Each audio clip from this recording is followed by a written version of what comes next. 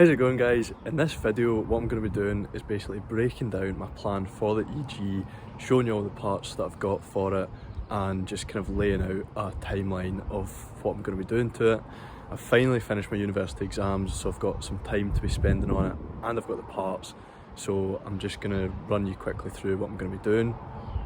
I have an engine for it, I've got a turbo kit for it, I've got loads of bits and pieces that need put on, I've got replacement rear arches. I'll just show you all just now.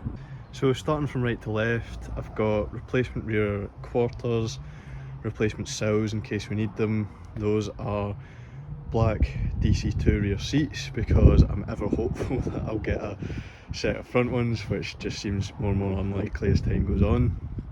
That's all the wiring, ECU, fuse box, whatever else. Those are actually some JDM dark front corners, the indicators. Behind that I've got a thicker anti-roll bar and the gear linkages. Here we have bigger front brakes, Type R front brakes for 282mm front discs, 1-inch master cylinder, and here is the hubs. I wanted to stay 4x100, they're pretty managed now but we'll clean them up. Hubs that will take the 282 discs. Moving on is just wiring, intercooler piping, downpipe, whatever else, intercooler. I've got loads of head gaskets, rocker cover gaskets, any gasket and time belts and whatever else you can think of. Got some just miscellaneous, obviously got the turbo and drive shafts. Obviously what I've not got sat out in the drive is the actual engine, just because I've not logged it out yet, but I've got the engine and the transmission here. The engine is a D16, it's got a Y8 block and a Z6 head, so it's got a VTEC head. It's stock internals, slight upgrade on the injectors, pretty much everything's stock as it sits. The transmission is, the way that I think about the D-Series transmissions is there's three categories of what you would want. The best is they did come factory with a LSD, some of them. Then the second down is the B000 code, which means it's got the more desirable 4.25 final drive. And then there's probably the least desirable, it's the kind of economy models, which is the A000. This does not have the LSD, unfortunately, but it is the B000 code, which is quite nice, I suppose, just a wee added bonus.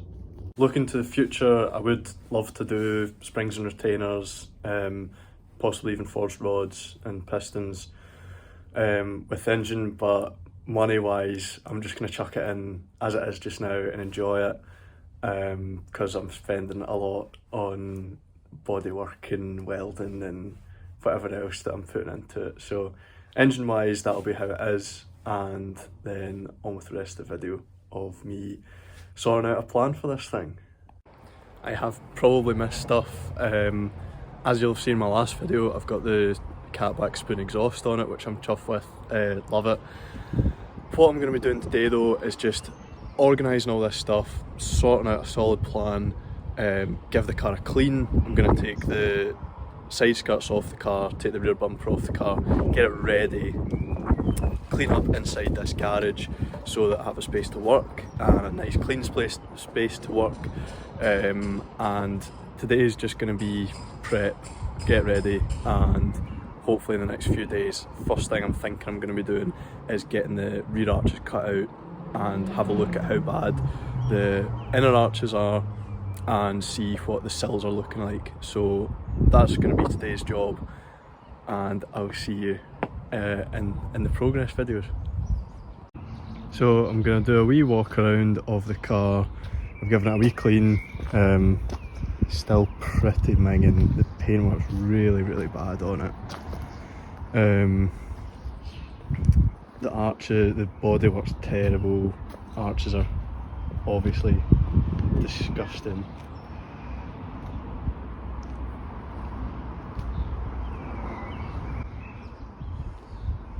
rear end looks a bit nicer for some reason with the exhaust and a clean, but this was just its last kind of wash before getting properly stuck into it.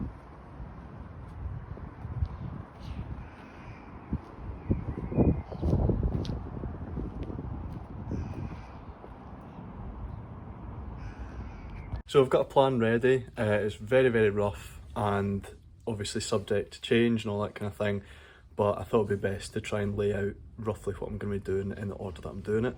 So you probably won't be able to read my writing, so I'll lay it out. First thing I'm doing is the arches and sills, which is just cutting out the rears, looking at all the areas that could be rusty, identifying areas that need sorted out, which could be the inner arches, the sills. I know there's a wee spot underneath that needs welded, which is fine.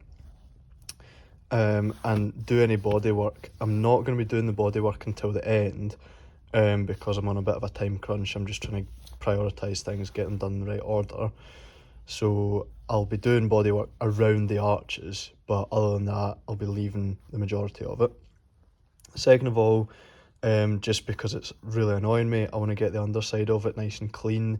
But as I said, because of time crunch, I'm just going to do from the boot, the underside of the boot, up to the rear subframe, where the lower control arms are.